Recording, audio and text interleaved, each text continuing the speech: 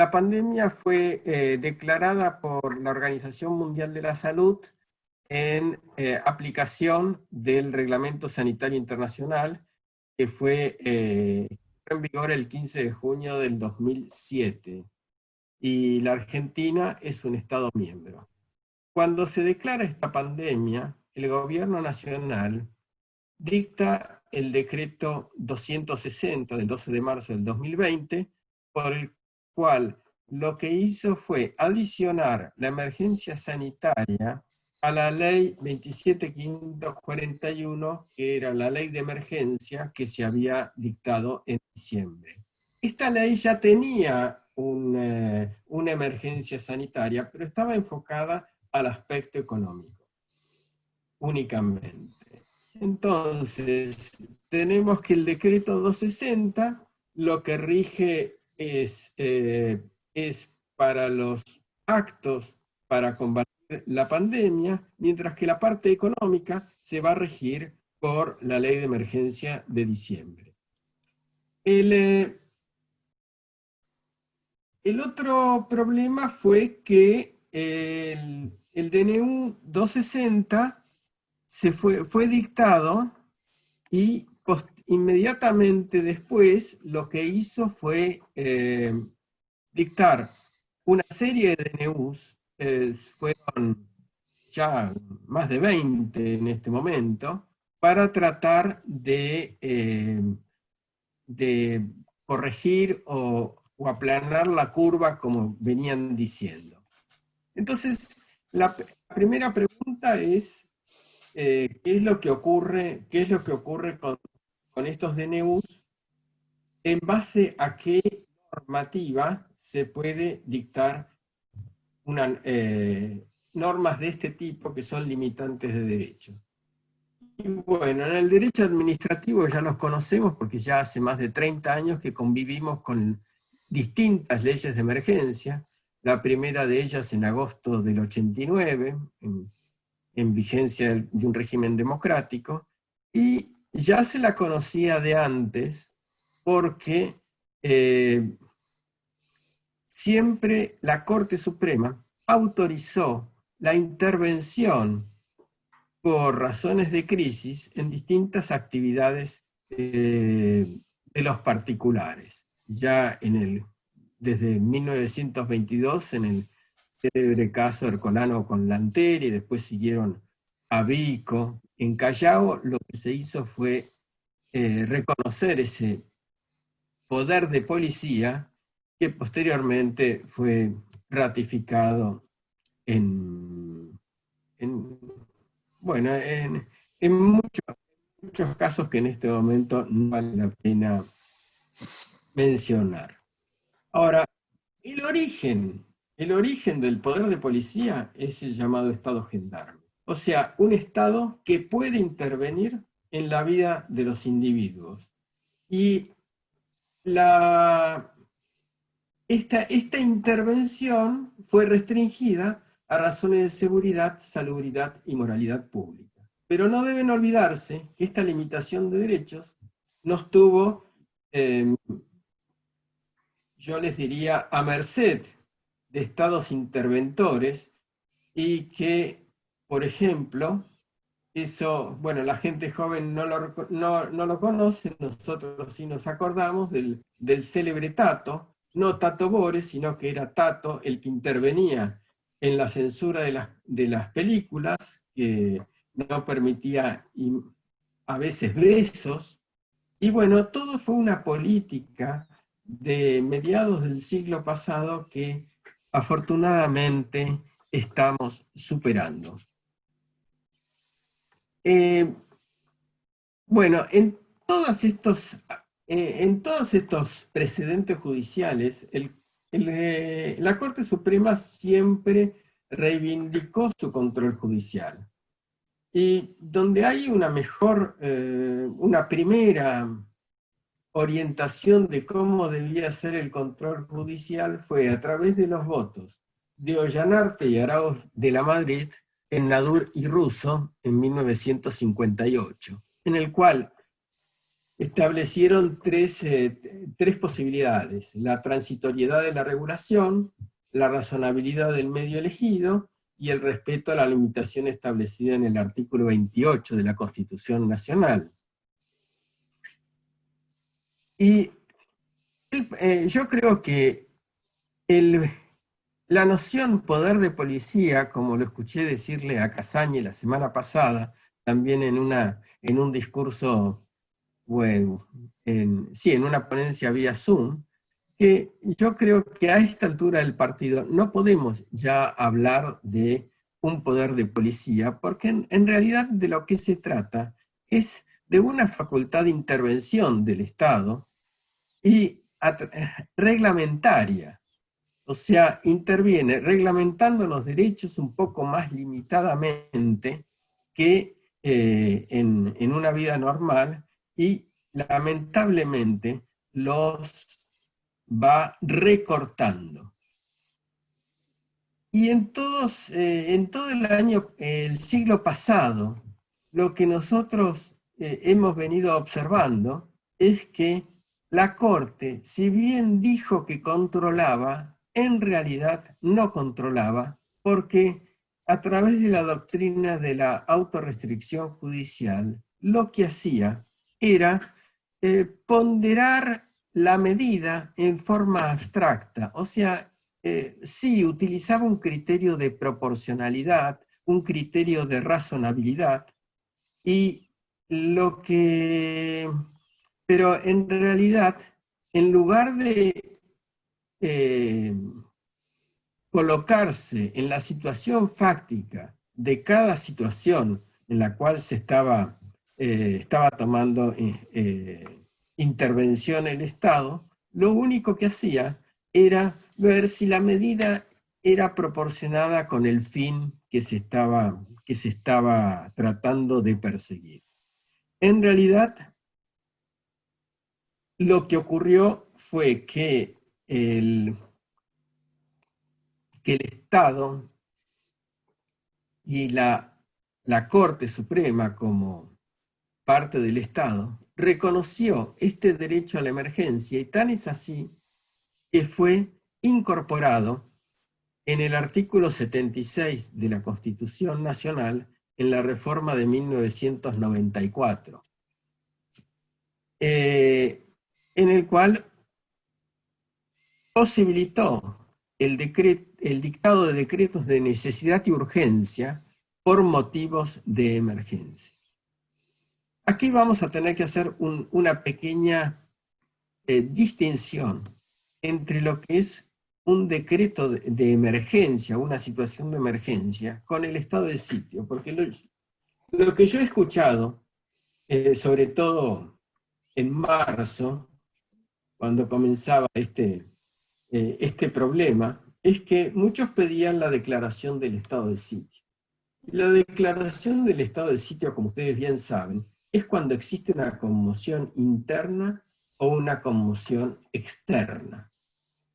Y la conmoción interna es por violencia. Y acá no ha habido ninguna situación de violencia. Y la diferencia entre emergencia y estado de sitio es que en la emergencia se restringen los derechos, mientras que en el estado de sitio se suspenden. Y yo creo que realmente tenemos muchos recuerdos de vivir en estado de sitio. Yo creo que viví mucho tiempo en estado de sitio, y estos son todos pensamientos que deberían ser abandonados por las personas que son republicanas y democráticas. Pero la limitación de los derechos ya fue advertida a través de la resolución 1 de la Comisión de Derechos Humanos. Hizo un listado de los derechos que podían ser restringidos. Fíjense en el cuadro: libertad de expresión, derecho a acceso a la información pública, libertad personal, inviolabilidad del domicilio, el derecho a la propiedad privada, tecnología de vigilancia. Y varios de estos los hemos comenzado a padecer. Y lo que podemos referir, por ejemplo, es que hoy tenemos una obligación, teóricamente, si estamos autorizados a trabajar, de bajar una aplicación al celular. Pero el presidente dijo que era obligatorio. El gobernador de la provincia de Buenos Aires dijo que era obligatorio. Yo no he leído el decreto o la norma que diga que es obligatorio, es optativo. Y esto es un avance al derecho a la privacidad, porque no sabemos a dónde va a ir a parar esa información o qué es lo que se hace con esa información. El derecho al acceso a la información pública, sí, también hemos visto que se han pedido varios informes, y bueno, todos los demás, afortunadamente, no han sido tocados. Fíjense cómo reaccionó el derecho comparado. En el derecho comparado podemos citar el caso de la Suprema Corte de Wisconsin, en el cual dejó sin efecto una norma en la cual se establecía la prohibición de salir y a su vez con se establecía una sanción de arresto. Aquí la Corte no fue específicamente a ocuparse de si el confinamiento era constitucional o no, sino que lo que atacó fue una cuestión formal, si la Secretaría de Salud tenía suficiente competencia para dictarlo. Pero los que últimamente han estado dictando normas, poniendo límites al gobierno francés, ha sido el Consejo de Estado francés, que se ordenó reevaluar las condiciones de confinamiento, se prohibió el uso de drones de reconocimiento para ver quiénes estaban infectados o si había algún movimiento de personas. Últimamente también la orden para poder asistir al culto por las distintas religiones. Todas estas son cosas que se están poniendo en duda en este momento en nuestro país.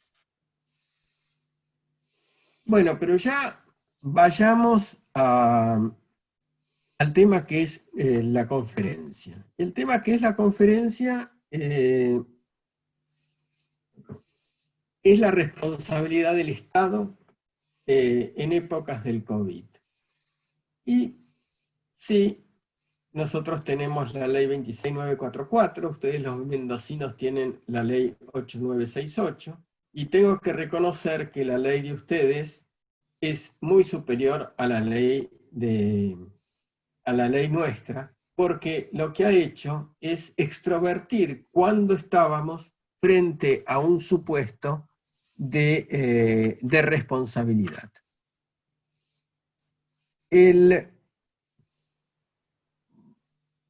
A ver, para explicarme. La responsabilidad del Estado es directa y objetiva, coinciden las dos leyes, pero el vocablo directo y objetivo en realidad es una creación pretoriana que toma cuerpo en un famoso caso de la Corte Suprema, que es el mencionado Badel, en el cual allá hasta ese momento se discutía si la responsabilidad del Estado era directa o indirecta, y a través de la teoría del órgano pudimos imputar directamente al Estado sin pasar por el funcionario que realizaba tal obrar que generaba responsabilidad. Y el principal, quizás, aspecto a considerar para ver si estamos frente a un supuesto de responsabilidad es específicamente la fuerza mayor. Y la fuerza mayor exime de responsabilidad al Estado, salvo que una ley así lo dispusiera. Entonces, el problema es hasta qué punto es posible eximir al Estado a través del supuesto de fuerza mayor. Lo que tenemos que recordar es que antes se discutía en si la fuerza mayor y el caso fortuito, como uno que era ajeno a las partes y otro que no era ajeno a las partes, y que el artículo 1757 del Código Civil y Comercial de la Nación unificó estas dos posturas. Ahora, ¿qué significa la fuerza mayor? Quizás podamos ver que sea un estado, una especie de estado de necesidad, una situación que es ingobernable y que tenemos que proceder a limitar un derecho para poder solucionar el problema que con el cual nos estamos enfrentando. Luego, sí, los tres supuestos de responsabilidad que utiliza el derecho privado lo encontramos en la ley. Imputación de la conducta, un nexo causal a través de la aplicación de la teoría de la causalidad adecuada y una comprobación del daño. Estos tres supuestos son correspondientes para determinar si hay una responsabilidad legítima o ilegítima. La diferencia quizás mayor con el derecho privado la encontramos en que la actividad ilegítima es por una falta de servicio. O sea, lo que se hace es constatar cómo debía prestarse el servicio y cómo en realidad se prestó.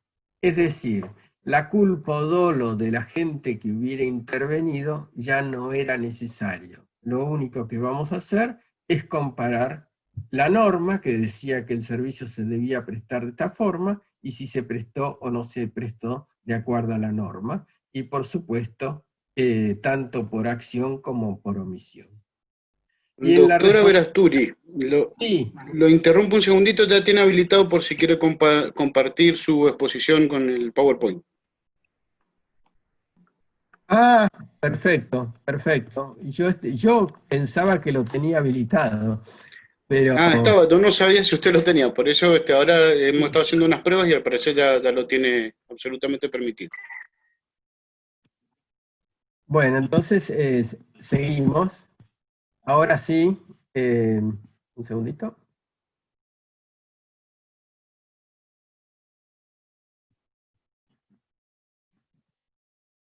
Entonces, estábamos hablando de la responsabilidad por actividad legítima, que ambas leyes dicen que es excepcional, en la medida que no hay una obligación de soportar el daño y que existe un sacrificio especial.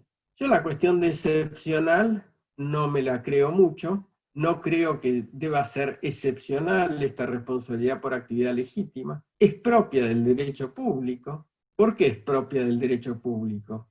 Porque no todos los supuestos en los cuales se causa el daño, evidentemente será indemnizable, pero no hay obligación.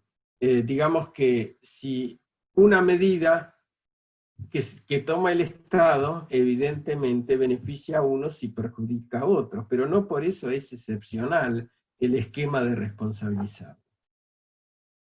La no obligación de soportar el daño, sí, lo tenemos, es desde la época de Duit, que lo que establecía era que en la medida que uno no hubiera hecho, hubiera contribuido con el daño que se había producido, entonces en ese caso no entraba la responsabilidad del Estado. Y el sacrificio especial es el gran problema porque en realidad es un tema que fue tomado en nuestro país por varios precedentes de la Corte, pero este sacrificio especial resulta que fue mal tomado de la teoría alemana, porque el sacrificio especial para la doctrina alemana era que dentro de una indemnización común a una persona por tener un sacrificio especial había que darle una mayor indemnización, mientras que nosotros lo hemos tomado para no otorgarle la indemnización. Pero más allá de ello, la teoría del sacrificio especial ha tomado forma. Se trata de el sacrificio que sufre una, y el problema es cuando ese sacrificio lo sufre un grupo de personas. Y nace de la desigualdad en las cargas públicas, porque una persona no puede soportar bajo sus espaldas un sacrificio que en realidad va a traer un beneficio a toda la comunidad. Entonces, yo lo que creo es que la fuerza mayor no justifica la improcedencia de la indemnización, porque lo podemos considerar que este es el origen, es el justificante de las medidas que se han tomado, pero no por ello le vamos a denegar una indemnización a la persona que sufre el perjuicio. Y si bien todo el esquema que se ha utilizado, que se ha tomado en cuenta para restringir derechos, es razonable y ha sido reconocido por el organismo internacional, ha sido reconocido mundialmente, y inclusive por un reciente fallo de la Corte, no sé si es fallo, si es declaración o algo, o un dictamen consultivo, que es el caso de Fernández de Kirchner, cuando le pidió una acción declarativa a la Corte para que dijera si podían sesionar o no podían sesionar vía electrónica. Pero lo cierto es que el juez Rosati lo que dijo fue que en un caso específico, por supuesto que iban a controlar. Entonces vayamos ahora a las medidas que realmente nos preocupan. Nosotros todavía seguimos en la capital y en el Gran Buenos Aires restringidos en lo que es salidas. Estamos con un aislamiento social muy importante. Esto se ha considerado legítimo, pero ¿hasta cuándo?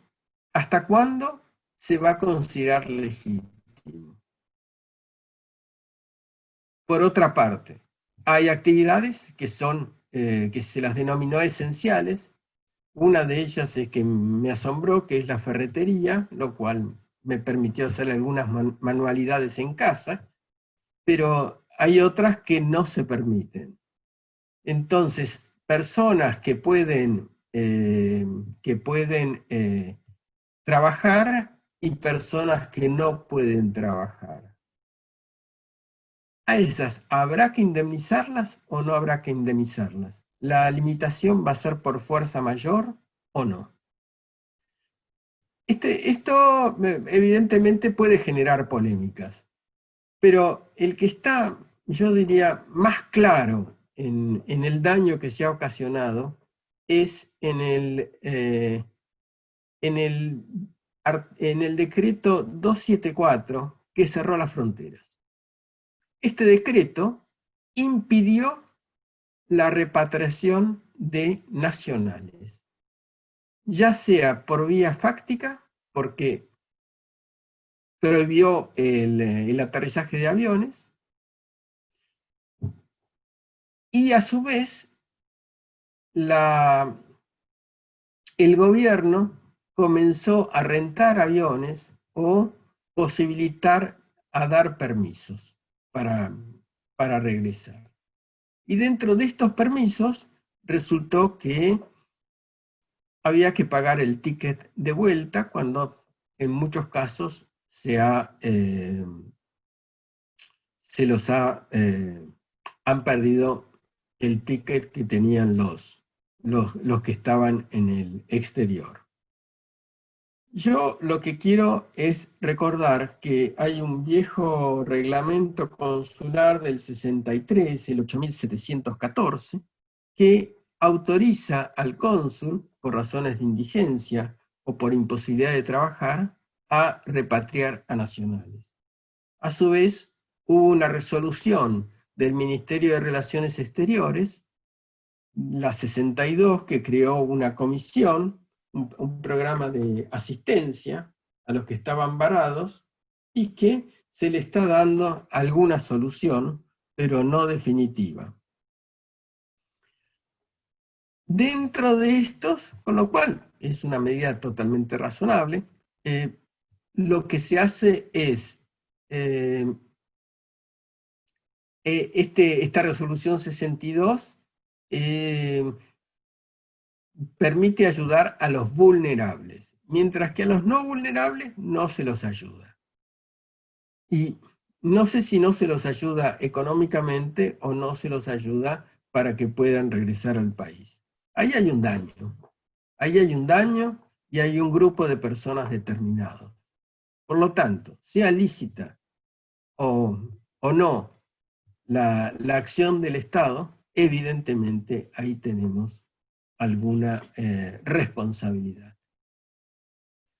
Por lo tanto, tenemos que obligarnos a reflexionar, y la reflexión es hasta cuándo se pueden seguir con estas medidas. Y yo creo que hasta muy poco tiempo, porque es un absurdo tener a todo el país en emergencia cuando hay muchísimas provincias que no tienen el coronavirus. Por lo cual habría que plantearse si de ahora en más esto que nació legítimo se va a poder transformar en ilegítimo. Entonces, para ir concluyendo,